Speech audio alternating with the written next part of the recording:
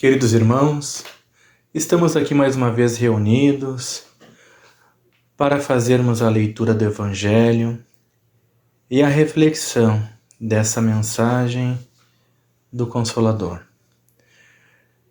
Rogamos a Deus, a Jesus, a falange de amigos abnegados, aos nossos mentores que a partir deste momento possam nos acompanhar, nos inspirar e que esta mensagem, este momento, nos sirva como instrumento de força, de coragem e fé.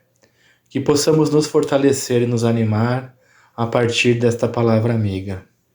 E que os fluidos benéficos produzidos através desta conexão coletiva possam penetrar nas mentes e nos corações de todos os irmãos a nós conectados com seus pensamentos, unidos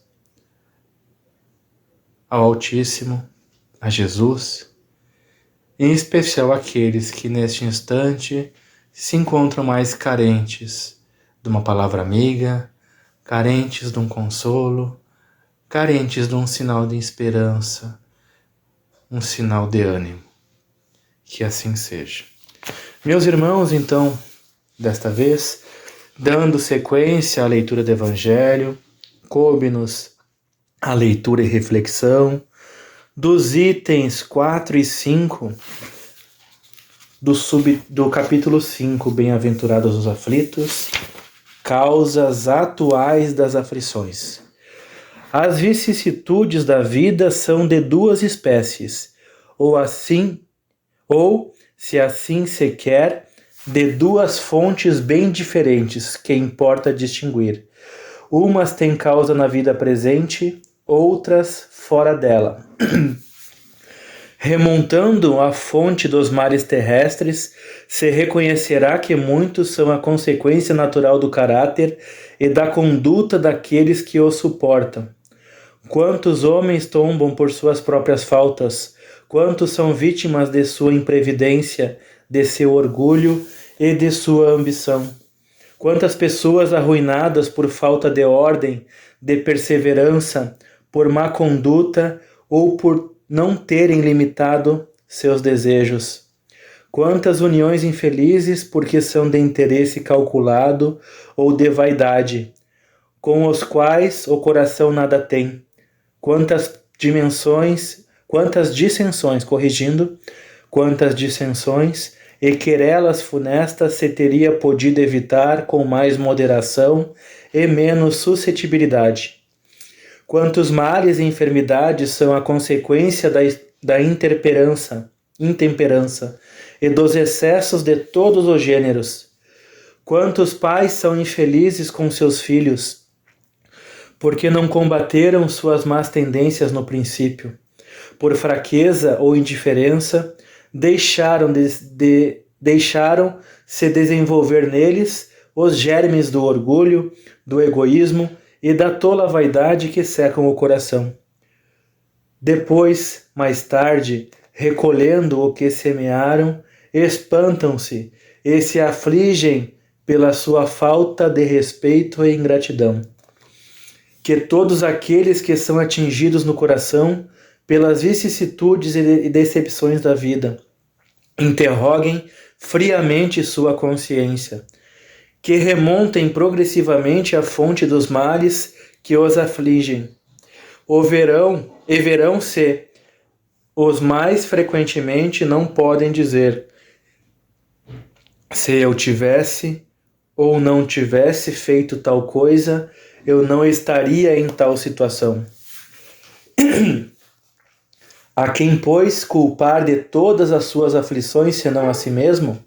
O homem é, assim, num grande número de casos, o artífice dos seus próprios infortúnios, mas, ao invés de o reconhecer, ele acha mais simples, menos humilhante para a sua vaidade, acusar a sorte, a providência, a chance desfavorável, sua má estrela, enquanto que sua má estrela está na sua incúria. Os males dessa natureza formam seguramente um notável contingente nas vicissitudes da vida. O homem os evitará quando trabalhar para seu aprimoramento moral, tanto quanto para o seu aprimoramento intelectual. A lei humana alcança certas faltas e as pune. O condenado pode, pois, dizer-se que suporta a consequência do que fez, mas a lei não alcança e não pode alcançar todas as faltas. Ela atinge mais especialmente aquelas que prejudicam a sociedade, e não aquelas que não prejudicam, senão aqueles que as cometem. Mas Deus quer o progresso de todas as suas criaturas. Por isso, Ele não deixa impune nenhum desvio do caminho reto. Há uma só falta, por pequena que seja, uma só infração à sua lei, que não tenha consequências forçadas e inevitáveis, mais ou menos tristes. De onde se segue que, nas pequenas como nas grandes coisas, o homem é sempre punido pelo que pecou. Os sofrimentos que lhe são a consequência são para ele uma advertência de que errou. Eles lhe dão a experiência, fazendo-o sentir a diferença entre o bem e o mal, e a necessidade de se melhorar para evitar, no futuro, o que lhe foi uma fonte de desgosto. Sem isso, não teria nenhum motivo para se emendar, e confiando na impunidade, retardaria seu adiantamento e, por conseguinte, sua felicidade futura. Mas a experiência algumas vezes vem um pouco tarde, quando a vida foi dissipada e perturbada, as forças desgastadas, e quando o mal não tem mais remédio, então o homem se põe a dizer: se no início da vida eu soubesse o que sei agora, tantas faltas teria evitado. Se fosse recomeçar, eu faria tudo de outro modo. Mas não há mais tempo. Como o obreiro preguiçoso diz: eu perdi minha jornada, ele também se diz: eu perdi minha vida. Mas da mesma forma que para o obreiro o sol se ergue no dia seguinte e uma nova jornada começa, permitindo-lhe reparar o tempo perdido, para ele também, depois da noite do túmulo, brilhará o sol de uma nova vida, na qual poderá aproveitar a experiência do passado e suas boas resoluções para o futuro. Bem, meus irmãos, este trecho do Evangelho, tão esclarecedor quanto os demais, que nos enche de esperança, de fé, nos serve como instrumento para que possamos combater o nosso orgulho, a nossa vaidade, o nosso egoísmo, sobretudo quando nos achamos injustiçados perante a Deus ou perante ao irmão que nos agride, que comete um ato na qual não concordamos, não compartilhamos e acabamos julgando. Bom, nós sabemos que existem certas experiências, certas situações que passamos que podem ter origem em equívocos, em débitos pretéritos. Ocasiões, dívidas, erros que cometemos em experiências passadas. Mas esta passagem especial, ela desmistifica a crença de que aquilo que enfrentamos em termos de provas e expiações tem relação apenas com o ontem. Na verdade, nós podemos produzir provas e expiações com base nas nossas experiências muito próximas, em equívocos, em escolhas equivocadas realizadas ainda nesta vida, e que, por ato de misericórdia, nos é permitido quitar ainda nesta vida esses equívocos. Nós precisamos entender que essas oportunidades, elas são bênçãos. Vamos tentar imaginar se nós adiarmos certos motivos de aflições que são resultado das nossas más escolhas desta vida, se nós deixarmos tudo para as experiências futuras, para as existências futuras. O quão será pesado o nosso fardo? Nós sabemos que Deus não violenta seus filhos, portanto, Ele nos dá aquilo que temos capacidade de suportar agora e que é o resultado da lei de causa e efeito. Tudo que nós podemos antecipar em termos de quitação de débitos nos é permitido. Mas, ao falarmos sobre esse trecho, meus irmãos, não tem como refletirmos, aproveitarmos aí essa questão da pandemia, essa experiência que já estamos carregando há alguns meses, alguns anos aí, né, e buscar refletir, tomarmos uma lição acerca disso. Nós sabemos que o advento da pandemia, né, pode ter relação com questões kármicas, né, nossas dívidas em existências passadas, e que agora ocorre esse resgate coletivo. Mas nós não podemos nos precipitar em achar que o que está ocorrendo é apenas o advento da pandemia. As pessoas, elas se afligem, elas recebem as suas oportunidades e escolhem, né, as suas aflições, escolhem sofrer, escolhem cair na lamentação ou buscar inspiração, fortalecimento. Isso é tudo uma questão de escolha, mas as oportunidades são individuais. Cada um escolhe lidar de uma forma de acordo com as suas experiências. E junto com a experiência coletiva, essas privações que estamos sendo submetidos coletivamente, existem algumas privações que são particulares. Enquanto nós, que nos lamentamos às vezes por não conseguirmos sair de casa em determinados horários, né, por essa restrição de visitas, né, familiares, pessoas, enquanto nós nos afligirmos por não conseguirmos usufruir dessas experiências, há irmãos que, em razão disso, estão passando fome, privações, perdendo seus empregos, o seu sustento. Há irmãos que se encontram em situação de miserabilidade, em situações muito mais complexas do que a nossa.